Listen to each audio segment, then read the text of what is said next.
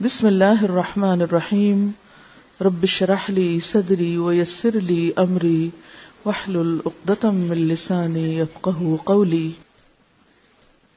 Page 62 پر غسل، وضو اور تیمم. غسل جنابت کا طریقہ. حضرت میمونہ رضی اللہ عنہا بیان کرتی ہیں کہ رسول اللہ صلی اللہ علیہ وسلم نے غسل کا ارادہ فرمایا تو سب سے پہلے دونوں ہاتھ دھوئے. یہ غسل جنابت یعنی ناپاک جب انسان ہو جائے تو اس کے بعد پاک ہونے کے لیے جو غسل کرنا ہے اس کا طریقہ. تو آپ صلی اللہ علیہ وسلم نے سب سے پہلے اپنے ہاتھ دھوئے. ہاتھ کیوں دھوئے؟ کیونکہ باقی کام سب ہاتھوں سے ہی کرتا ہے انسان، تو اگر صفائی کرنے والے ٹول صاف نہیں تو صفائی کہاں ہوگی. پھر شرمگاہ کو دھویا یعنی استنجا کیا.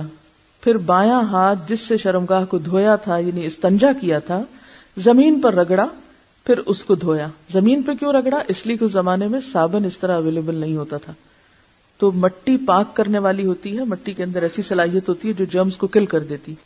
تو اگر آج آپ کے پاس صابن ہے تو اس کے لیے ضروری نہیں کہ آپ مٹی پر ہی ہاتھ رکھ دیں کہ اب آپ پریشان ہو کہ ہمارے واش روم میں تو ٹائلز لگی ہوئی ہیں اور مٹی نہیں ہے تو کیا ہمارا غسل نہیں ہوگا، تو اس کا آلٹرنیٹ آپ استعمال کر سکتے ہیں.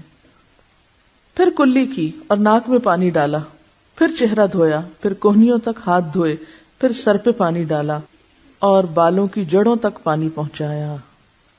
یعنی صرف پانی ڈالا ہی نہیں بلکہ مل کے سر کو بالوں کے جڑ یعنی جہاں سے بال اگتے ہیں اس سارے حصے کو خوب تر کیا.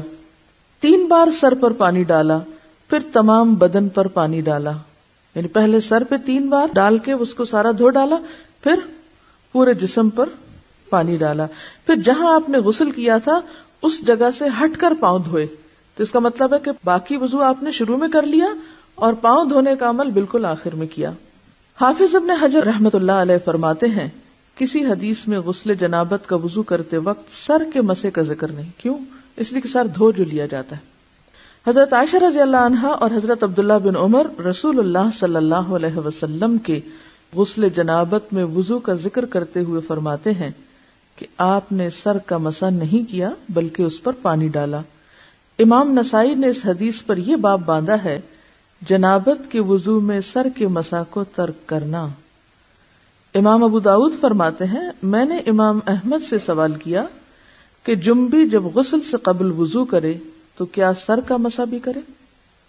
جنبی یعنی جس کو حالت جنابت لاحق ہوئی ہے، ناپاک ہے، جب غسل سے قبل وضو کرے تو کیا سر کا بھی مسح کرے؟ آپ نے فرمایا وہ مسح کس لیے کرے جبکہ وہ اپنے سر پر پانی ڈالے گا.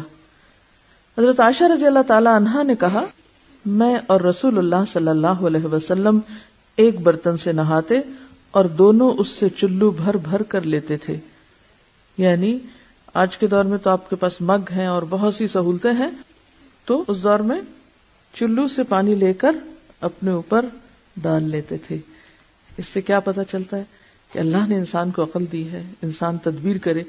اب آپ کو مثلا نہانے کی ضرورت ہے، آپ واش روم میں گئے ہیں، کہیں مسافر ہیں، وہاں صرف پانی کی بالٹی تو ہے لیکن پانی نکالنے والی کوئی چیز نہیں، تو آپ روتے ہوئے باہر آ جائیں کہ میں تو آج غسل ہی نہیں کر سکتی کیونکہ مگا ہی نہیں ہے. تو آپ صلی اللہ علیہ وسلم کا طریقہ دیکھیے کہ چلو بھر کے ایک ہاتھ سے یا لب بھر کے 2 ہاتھوں سے ڈال کے غسل کر لیتے. غسل پردے میں کرنا چاہیے. غسل جنابت کا وضو کافی ہے. حضرت عائشہ رضی اللہ تعالی عنہا سے روایت ہے کہ رسول اللہ صلی اللہ علیہ وسلم غسل جنابت کے بعد وضو نہیں کرتے تھے. یعنی غسل جنابت میں جو وضو ہو جاتا ہے شروع میں جو آپ کرتے تھے، جس کے پاؤں بالکل آخر میں دھوتے تھے، اسی وضو سے نماز پڑھ لیتے تھے.